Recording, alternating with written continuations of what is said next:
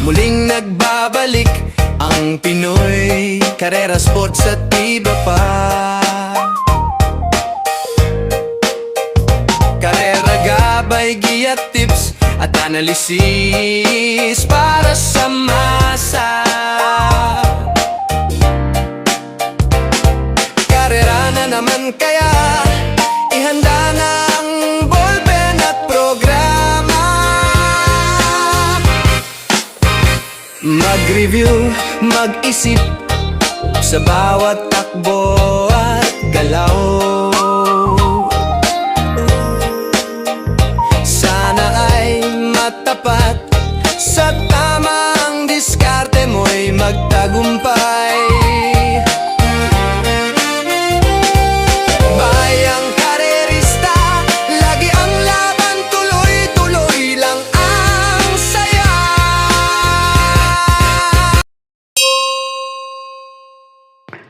Race number 1, isang 3-year-old and above maiden race. Isang grupo para sa mga placers. Panimula na winner take all. Races 1 to 7. 1,400 meters ang distansya rito. May 8 numero at 8 rin ang mga kalahok sa race na to. Ang unang pili ko na rin dito, itong napakakisig na kalahok sa race na to. Imported horse na numero 3 na Zoom. Sana nga lang magpakitang gilas ngayon at gumawa ng mainam na preba sa ganito rin naman distansya. Uling takbo nito ng solo sa barriera niya. Si Jackie C. Penson din naman na rumenda rito. 1.27.6 ang preneba. At palagay ko pwede yung panama sa pagpipilian dito. Numero 6 na Uno Magnifico. Nakatakbo pa lang sa novator niya sa 1,200 meters sa distansya. Si C.A. Reyes din naman na rumenda rito. 1.15 sarado ang preneba nito. Ito namang numero 5 Tula. Uling takbo nito sa parehong distansya. Nakabandera to pero tumukod lang. Nasigunda ng malayo kay Neferruri. 1.26.8 ang preneba. Si J.B. Guerra din naman na rumenda rito. At isa ring imported horse na kalahok sa race na to. At ito rin naman numero 8 Moon Racer. Kung hindi ngayon, baka sa mga susunod na takbo, magpakitang gilas rin to. Tumakbo to sa novator niya, dumating ng segundo kay Brown Tiger na si G.L. Checo Jr. din naman na rumenda rito. 1.14.8 ang chinempo para sa 1,200 meters na distansya. At panoorin po natin yung mga naging takbo ng tatlong kalahok sa race na to. 600 now, the Steel Brown Tiger. Align gonna have the Moon Racer, and as they round the last 8 mile pole, Steel Brown Tiger still in front, pulling sleep from Moon Racer towards the last 400 now, the Steel Brown Tiger. Align gonna have the Moon Racer, who's racing on the outside now with the Steel Brown Tiger. At the final turn, Brown Tiger leads by flying Moon Racer now for the outside. Brown Tiger, Moon Racer, Moon Racer. Now for the outside, down for the inside is Brown Tiger. Down to the finish now, the Steel Moon Racer, Brown Tiger once again. It's Brown Tiger against the lead from Moon Racer. And at the line is Brown Tiger, Moon Racer. Uno Magnifico holding on with that 2 lengths lead over Concrete Solution in second, and Super Pinay is still in behind them.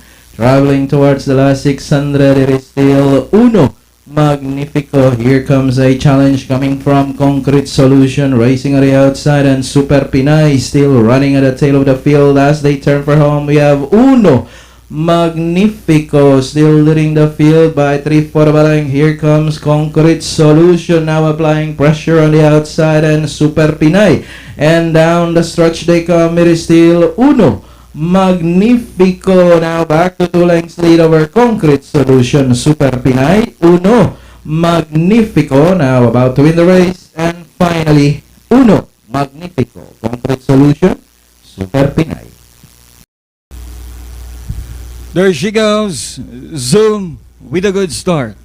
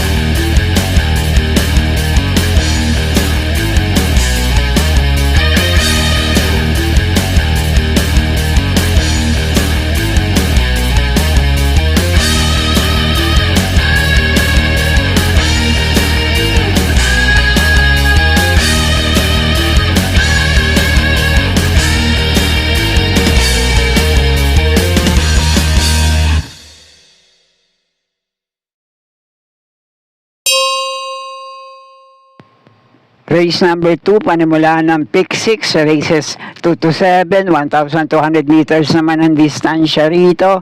May 8 numero at 8 rin na makalahok dito.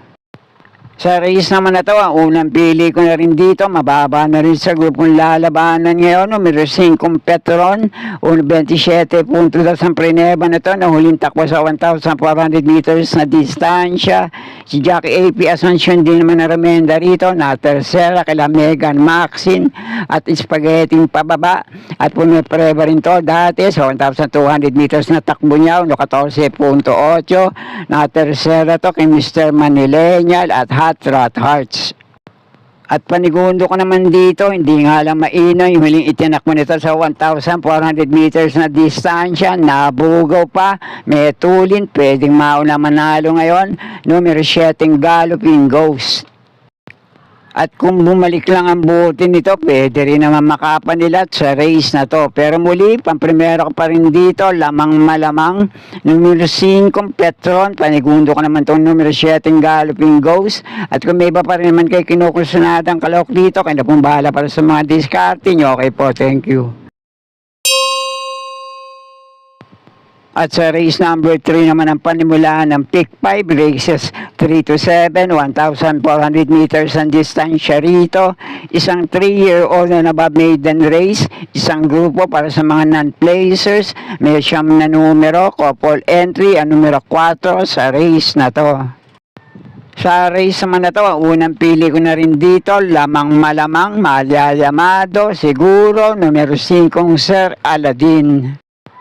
Sana nga lang magbago ang kondisyon nito ngayon dahil huling takbo nito sa parehong distansya, 1.28 puntos sa isang preneba, sa 1,400 meters din na distansya, malayo itong dumating ng pang-apat sa magaling na Calculus, Gypsy Rhythm at Cerveza.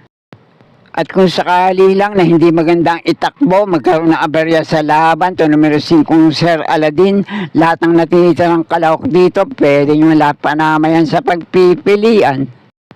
Pero yung dalawang pili ko pa rin dito, numero 9 Pretty Penny at numero 2 na Nalibunan. Pero muli, unang pili ko pa rin dito, lamang malamang numero 5 Sir Aladdin.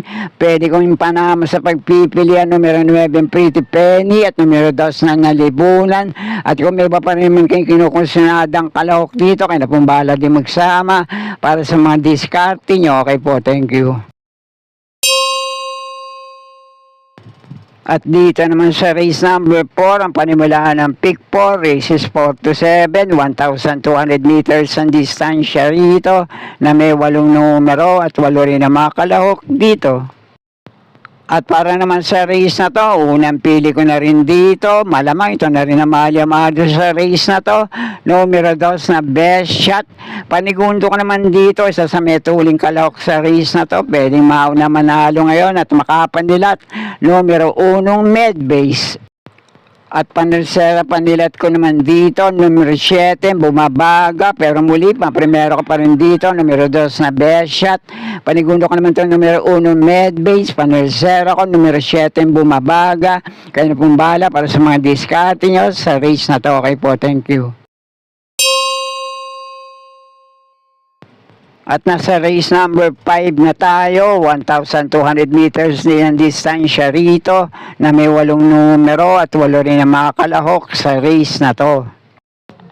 Sa race naman na to, yung 3 kalahok dito, may inam ang preneba, nung huling takbo nila sa 1,400 meters na distansya, numero 1 Gamer Winner, numero 3 na Sabawani, at itong numero 7 main event. At yung 3 kalahok naman dito, may pinakamainam na naitalang preba para sa 1,200 meters na paglalabanan nila ngayon. Numero 7 main event, numero 6 na Upscale Bell, numero 3 na Sabawani, at numero 2 na Black Star. At itong numero 7 main event, may dating laban na rin to dito sa numero 4 ng Sir William sa parehong distansya. Dikit lang din sila nagkatalo sa meta. Pero may katagalan na yun.